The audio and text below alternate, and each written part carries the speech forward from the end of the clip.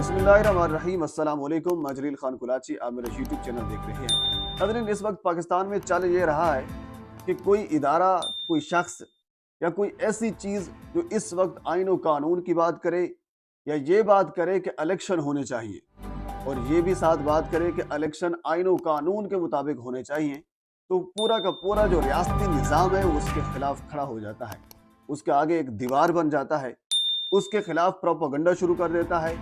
पूरा रियासती निज़ाम उसको, अगर वो किसी ओहदे पर फायज है तो उसके जो इख्तियारात हैं उसको महदूद करना शुरू कर देता है, उस पर केसेस बनाना शुरू कर देता है कि आपकी जुर्रत हिम्मत ये कैसे हुई है कहने की कि इलेक्शन आइन और कानून के मुताबिक होने चाहिए। खान साहब ने ये बात कही है, आप सभी जानते हैं। और इसी तरह एक और शख्स है जिन्होंने ये बात कही है कि बिल्कुल इलेक्शन आइन और कानून के मुताबिक होने चाहिए, वो हैं जनाब चीफ जस्टिस साहब। चीफ जस्टिस साहब ने भी ये बात की है। असल में कल ये हो रहा था कि एक 3 रुकनी बेंच सुप्रीम कोर्ट का एक और समाअत कर रहा था।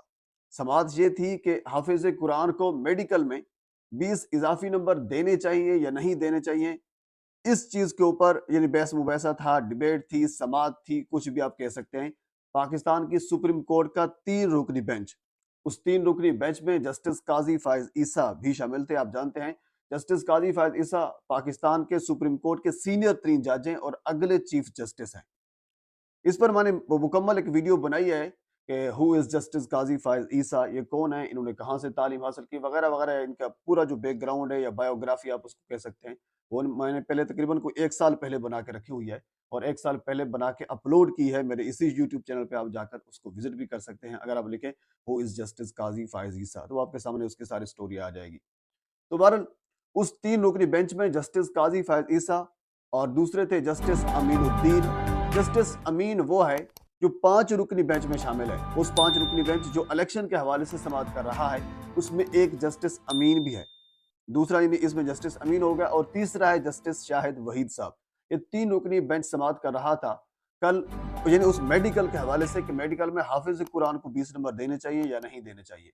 तो अचानक इस बेंच ने अनहोनी कर दी, जिसमें आपने यकीनन देखा होगा सोशल मीडिया पर, ट्विटर पर या मुख्तलिफ और जो वेबसाइट्स हैं कि जस्टिस काजी फायज ईसा ने अनहोनी कर दी। वो अनहोनी इस तरह से हुई है कि अचानक इस बेंच ने ये फैसला सादर फरमा दिया है कि वो तमाम केसेस, वो तमाम मुकदमात जो सो मोटो के तहत, यानी जिस पर चीफ जस्टिस साहब ने सो मोटो लिया, उन तमाम मुकदमात की कार्रवाई रोक दी जाए या उनको मुअख्खर कर दिया जाए। ये उसका लुब्बे लुबाब है उनके फैसले का। नहीं, उस फैसले को छोड़कर, उस मुकदमे को छोड़कर उन्होंने एक अचानक से एक अलग अपनी किस्म की एक राय दे दी, अपना एक फैसला दे दिया।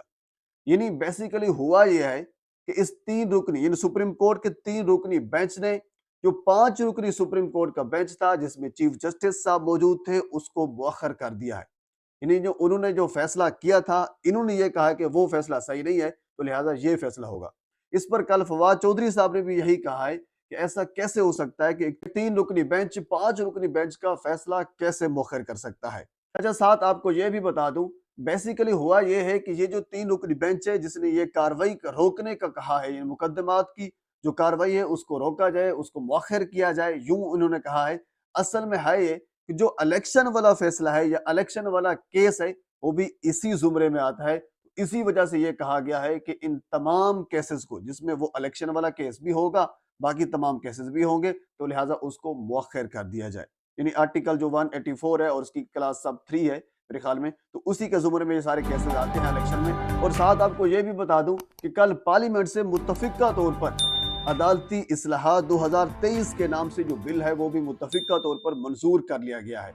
हालांकि वो बिल जो है, इवन के बहुत से लोग ये कह रहे हैं कि पार्लियामेंट ने ये बिल मंजूर कर लिया है, हालांकि वो क्वेश्चनेबल है क्योंकि आर्टिकल 190 या फिर 191, अगर आप कानून के तालिब इल्म हैं या फिर थोड़ा बहुत शऊर भी रखते हैं तो आपको आर्टिकल 190 या फिर 191 जो है उसका जरूर इल्म होगा। बेसिकली इन्होंने यानी उस चैलेंज किया है क्योंकि आर्टिकल 191 ये कहता है कि सुप्रीम कोर्ट अपने रूल्स एंड रेगुलेशन खुद तय करती है, यानी खुद तय करेगी, खुद बनाएगी। फिर पार्लियामेंट ने कैसे उनके रूल्स एंड रेगुलेशन बनाए हैं? अच्छा, पार्लियामेंट से इन्होंने मंजूर तो करवा लिया है मुत्तफिका तौर पर, अभी तक वो बिल बना नहीं है। कल फवाद चौधरी साहब ने भी यही कहा था कि एक ऐसा कानून जो अभी पास ही नहीं हुआ, क्योंकि पार्लियामेंट से मंजूर तो हुआ है, अभी उस पर सदर साहब ने दस्तखत ही नहीं किए, तो वो कानून कैसे बन गया? फवाद चौधरी साहब ने कल यही कहा है कि ऐसा कानून जो अभी बना ही नहीं है, ये 3 रुकनी बेंच 5 रुकनी बेंच का फैसला कैसे मुअख्खर कर सकता है, उनके फैसले को कैसे चैलेंज कर सकता है, बला बला जो भी सारी चीजें हैं। तो अभी कानून बना नहीं है तो फिर उसकी इम्प्लीमेंटेशन कैसे होगी? जाहिर सी बात है, लीगल तरीका है ना, अभी कानून बना नहीं है। जब कानून बनेगा तो उसके बाद फिर मसला साला हल होगा ना। तो अभी तो सदर मुमलिकत ने उस पर दस्तखत ही नहीं किए। और आपको ये भी साथ बता दूं, क्योंकि खान साहब भी यही कहते हैं कि बिल्कुल अदालती इस्लाहात होनी चाहिए, कोई एतराज नहीं है। सदर मुमलिकत भी यही कहते हैं कि अदालती इस्लाहात होनी चाहिए, अच्छी बात है। लेकिन सदर मुमलिकत ने कल जो एतराज लगाया है वो यही लगाया है, उन्होंने कहा कि आपकी टाइमिंग दुरुस्त नहीं है। टाइमिंग क्यों दुरुस्त नहीं है? असल में इस बिल में जो पार्लियामेंट से मंजूर करवा लिया गया है, उस बिल में चीफ जस्टिस साहब के जो इख्तियारात हैं उनको महदूद कर दिया गया है। क्यों महदूद कर दिया गया है? मुख्तलिफ वीडियोज में आपके साथ मैं शेयर कर चुका हूं कि खान साहब और चीफ जस्टिस साहब एक चीज पर खड़े हैं कि इलेक्शन आइन और कानून के मुताबिक होने चाहिए, जबकि पूरा सारा रियासती निजाम जो है वो एक साइड पर खड़ा है, वो कहते हैं नहीं इलेक्शन नहीं होंगे, हमने कह दिया कि इलेक्शन नहीं होंगे, तो फिर आप कौन होते हैं इलेक्शन करवाने के लिए? तो उसके फिर इलेक्शन को रोकने के लिए एक बड़ा जो प्लेटफॉर्म है वो इस्तेमाल किया गया है। सारी जमातें मिलकर, सारा रियासती निजाम मिलकर ये एक बड़ा जो कह लीजिए कि आप सिस्टम है वो अपनाया जा रहा है, एक बड़ा तरीकाकार आप इसको कह सकते हैं। मेरे पास तो इस चीज के लिए कोई लफ्ज नहीं है कि क्या इस्तेमाल किया जाए। तो बार पार्लियामेंट से उन्होंने एक कानून मंजूर करवाया, उस कानून के तहत ये होगा कि चीफ जस्टिस साहब के पास जो इख्तियारात हैं वो महदूद होंगे, बाकी जजेस साहब के पास भी इख्तियारात होंगे। इवन कि आपको याद होगा जब पार्लियामेंट का एक मुश्तरका इजलास हुआ था, उसमें बिलावल भुट्टो साहब ने बाकायदा तौर पर यह इस्तेमाल किया था। उन्होंने कहा कि every member of the court, उन्होंने ये कहा था कि चीफ जस्टिस जो होता है वो कोर्ट नहीं होता, बाकी मेंबरान का भी हक बनता है या बाकी मेंबरान की भी उसमें शमूलियत होनी चाहिए। ये उनके कह लीजिए उस बात का मौक़िफ़ था। तो इसी वजह से पार्लियामेंट से जो कानून है वो मंजूर तो करवा लिया गया है, लेकिन सदर मुमलिकत ने अभी तक उस पर दस्तखत नहीं किए, तो लिहाजा बिल मंजूर हुआ है, अभी तक कानून पास नहीं हुआ। और साथ ही आपको वीडियो के आखिर में ये बात बता दूं कि जो हमारे रिटायर्ड सेशन जजेस हैं, उनका एक वफद कल उन्होंने मुलाकात की है खान साहब के साथ और इजहार यकजहती की है।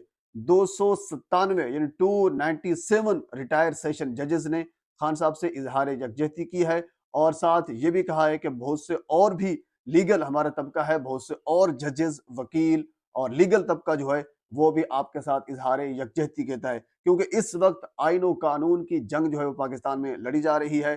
पाकिस्तान का जो आइन है उसको अमली तौर पर मुअत्तल किया जा रहा है और उसकी वजह सिर्फ यही होती है कि जस्टिस मुनीर जैसे लोग जो हैं वो आ जाते हैं और जिसकी वजह से हमें मार्शल लॉ जो है वो लगाना पड़ता है। और फिर मार्शल लॉ बल्कि लगाना तो दूर की बात है, हम तो ये कह सकते हैं मार्शल लॉ हमें भुगतना पड़ता है। नाज़रीन, इस हवाले से इतना ही। मज़ीद जो खबरें मेरे तक पहुंचती हैं इंशाल्लाह बर वक्त आप तक पहुंचाऊंगा। एक मरतबा फिर आपसे गुजारिश है मेरे चैनल को सब्सक्राइब कर दें ताकि आने वाली हर इंफॉर्मेटिव वीडियो आप तक पहुंच सके। अल्लाह हाफ़िज़।